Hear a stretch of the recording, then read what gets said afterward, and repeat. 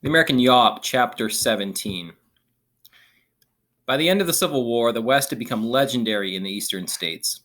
No longer the great American desert, it was now the frontier in American minds, a land awaiting settlement and civilization, a place of wealth, opportunity, purity, and unadulterated individualism. They came to the West to find precious metals, and they came to sell bison hides. They came for faith, but mostly they came for land. Family farms were the backbone of the agricultural economy that expanded in the West after the Civil War. In 1862, Northerners in Congress had passed the Homestead Act, which allowed male citizens, or those who declared their intent to become citizens, to claim federally owned lands in the West. Migrant families came first by the thousands in wagon trains, and then years later on steel rail cars capable of annihilating time and space.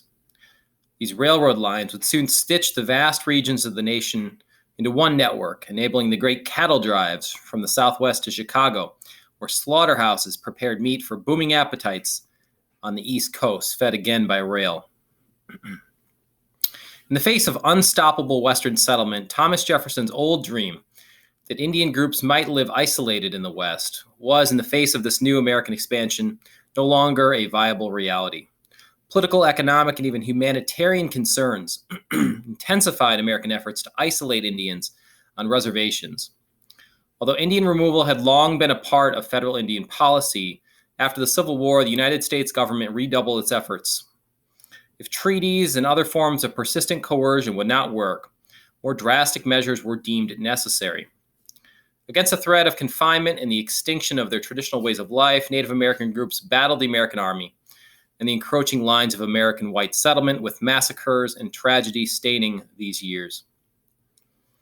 The myth and legend of the West occupied a special place in the Anglo-American imagination during the 19th century. Many white Americans considered it a romantic place where individuals could experience true freedom in the great wilderness of the American continent. Many novels and stories of the West flooded popular writing for all audiences. And the traveling Wild West shows, like Buffalo Bill Cody's, romanticized the life of the American cowboy through reenactments of Indian battles with hired Indians and displays of horsemanship and riflery, mostly by Annie Oakley. As the American frontier drew to a close, and America no longer had a wilderness to conquer, a sense of unease filled the nation. The march of American progress would now have to evolve.